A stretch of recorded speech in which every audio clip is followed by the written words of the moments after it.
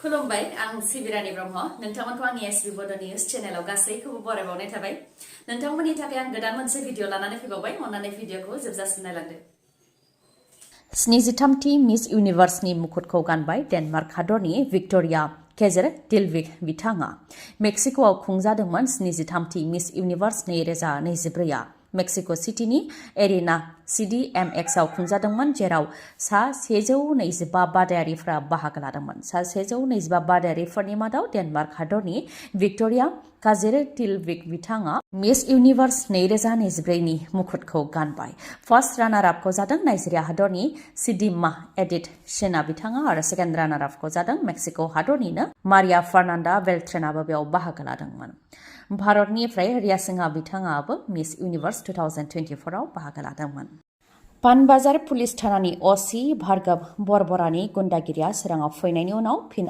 आरोबाव पुलिस बिबानगिरिनि गुन्डागिरिया सोराङाव फैदों गथ' बामनानै थानाय सासे बिमाखौ जेरै मोनो एरै सोबानायाव गथ'नि खर'आवबो नांनायनि अजद होदों सासे बिमाया आरो पुलिसनि आखाया गथ'नाव नांनायनि जाहोनाव उन्दै गथ'आ थद गैयै जादों जायनि थाखाय देहा फाहामसालियाव थिसननो गोनां जादों होननानै फोरमायथिदों जरहाट बगदै पुलिस थानानि बर्नाली गहायनि दादागिरि दिम्पि दासआ फोरमायथिनाय बायदिब्ला जरहाटनि भगदय पुलिस थानानि पुलिस बर्नाली गहायनि दादागिरि दिम्पि दासआ फोरमायथिनाय बायदिब्ला ड्राग्सनि केसाव एखे गामिनिनो सासे लाइमोनखौ हमनानै लांनायनि उनाव ड्राग्सनि केसाव लोब्बा थानायनि सन्देहआव भगदै पुलिस थानानि बिबानगिरि आइजो पुलिस बर्नाली गहाया फैनानै जेरै मोनो एरै सोबा फैदों होननानै फोरमायथिदों जायनाखि 3 दाननि उन्दै फिसाखौ बामनानै दंमोन बेखौबो जेबो थाल लायालासे जेरै हागौ एरै सोबानायाव पुलिसनि सोबानाया गथ'नि खर'नि उनथिंजाय नांदों जायनि थाखाय गोरलै गथ'आ थद गैयै जानो गोनां जादों उनाव देहा फाहामसालियाव थिसननो गोनां जादों होननानैबो फोरमायथिदों बिफा गैयैनि जाहोनाव बिबैखौ लानानैनो देहा फाहामसालियाव थांनो गोनां जादों होननानै फोरमायथिदों दिम्पि दासआ दादागिरि पुलिसनि हेंथा पुलिस थानायावबो एफआइआर होनाय जादों नाथाय जेबो राहा लायाखै होननानैबो फोरमायथिबावदों उन्दै गथ'सानि बिमा दिम्पि दासआ ओजोंहाय गवालपारायावबो लहित कछारीखौ बुनानै बुथारनाय जाथायखौ लानानै रायजो राजाफ्रा फिन खुगा बेखेवदों आसामनि गिबि मन्थ्रिया पुलिसनो गोहो होनायनि थाखायनो एबा मा खालामनो गोसो खालामहोनानै गासै गोहोखौनो पुलिसनो एंगारनानै होनायनि थाखायनो पुलिसफोरनि गोहोआ बांदों आरो सुबुंथिनि हेंथा खामानि मावदों होननानै बुंथियो लोगोसेनो गरिब दुखुथिया जानायनि थाखायनो पुलिसफोरा गरिबफोरखौ गोबां अत्याचार खालामदों आरो बिजिरनायबो मोना पुलिसा आयेन मानियै जालांबाय पुलिसानो पुलिसनि हेंथा इनकुवेरि खालामनानै रिपर्ट होनांगौब्ला बेनि फिथाइया मा जागोन बेखौ बयबो मिथिखागौ बेनि अनगायैबो पुलिसा राजखान्थि हान्जानि जानानै खामानि मावनायखौबो नुनो मोननाय जासै होननानैबो बुंथिबावो रायजो राजाफ्रा क'क्राझाराव खुंदों हाफ माराथन अदेबानि खारनाय खेला जेराव गुबुन गुबुन जायगानिफ्रायबो बाहागो लाफैदों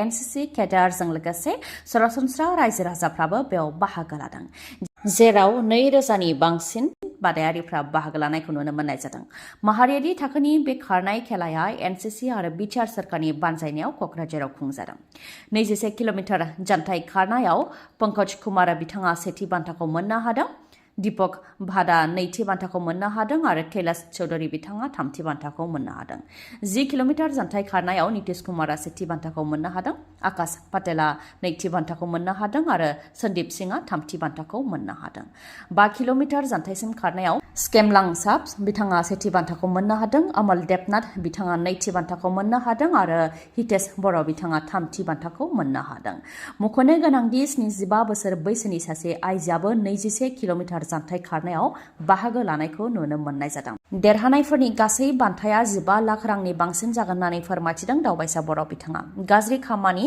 निसानि लामाजों जाहाथे आगान सुरा आरो मोजां लामा फारसे जाहाथे आगान सुरो बेनि थाखायबो खावलायदों बिथाङा मणिपुरनि बीजेपी सरकारा जेखि जाया समाव बायनो हागौ बीजेपीजों एलायन्सआव थानाय एनपीपी नेशनेल पिपल्स पार्टी दोलोनि 7 एमएलएफोरा बीजेपीजों एलायन्स सिफायबाय नेशनेल पिपल्स पार्टीनि गाहाय अदेबानि मेघालयनि गिबि मन्थ्रि बिथाङा मिरु बीजेपीनि आफादगिरि जेपी नड्डा बिथांनिसिम लाइजाम लिरहरनानै फोरमायथिदों मणिपुरनि थासारिखौ सामलायनायाव गिबि मन्थ्रि एन बीरेन सिंहआ थारलायै फेलें जादों आरो बिथांनि सामलायनो हायैनि थाखायनो मणिपुर रायजोआव दाय गैयै गोबां सुबुंफोरानो जिउ खोमानो गोनां जाबाय होननानै लिरहरदों बिथाङा एनपीपीआ बीजेपीजों एलायन्स सिफायनायनि अनगायैबो बीजेपीनिनो कुकिनि 7 एमएलएफोराबो एन बीरेन सिंहनि हेंथा जानानै दंखायो बिथांमोनहाबो एन बीरेन सिंहखौ एंगारोब्ला एन बीरेन सिंहनि सरकारा खैफोदाव गोग्लैनो हागौ होननानै फोरमायथिदों एनपीपीनिनो सासे एमएलएआ मख'नो गोनांदि मणिपुर रायजोआव फिन अर जोंदों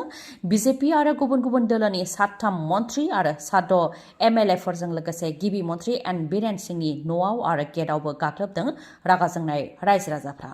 न' बां बुफाय बुसि खालामनायजों लोगोसे माखासे न' बाङावबो अर सावनानै होदों आरो लामायाव गारि मथरखौबो अर सावनानै होदों खुद्रिनाय रायजो राजाफ्रा।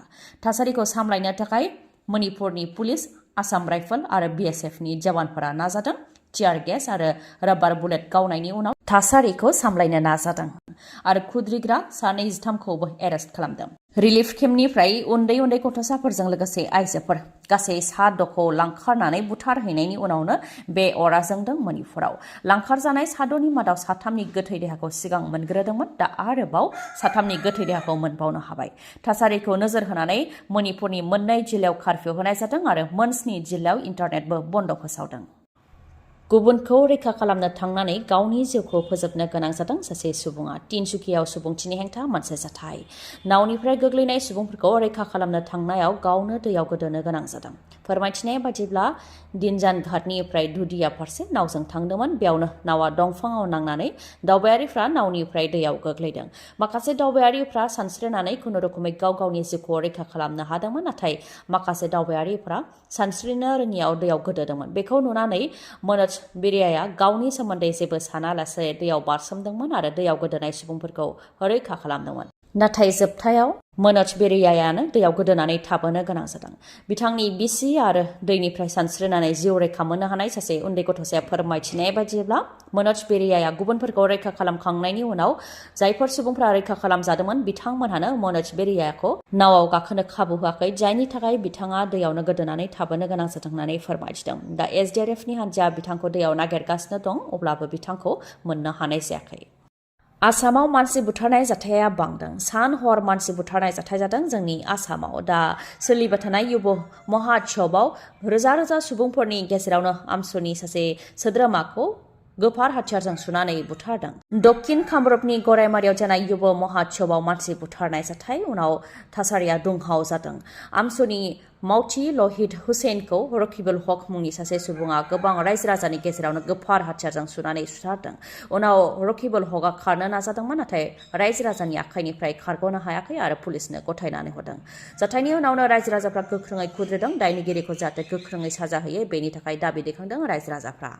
बङाइगावआव जाब्रबथायजों सासे फरायसानि जिउ खहा। उत्तर सालमारायाव गंसे मटरसाइकेल आरो ट्राकनि गेजेरै गोख्रोङै सौग्रावलायनायावनो सासे फरायसाया जायगायावनो जिउ खोमानो गोनां जादों। फरायसाया बङाइगावनि डन बस्क' कलेजनि फरायसामोन, मुङा जीवन धनवार।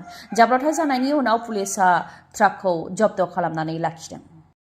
दिनैनि भिडिअ एसेनोसै। गाबोन आरो गोदान भिडिअजों लोगो मोनफिनबावगोन। नोंथाङा दासिमबो आंनि चेनेलखौ साबस्क्राइब खालामाखैबा अन्नानै साबस्क्राइब खालामदो, लोगोसे लाइक, कमेन्ट आरो शेयार खालामनो दाबाव। गोजोन्थों।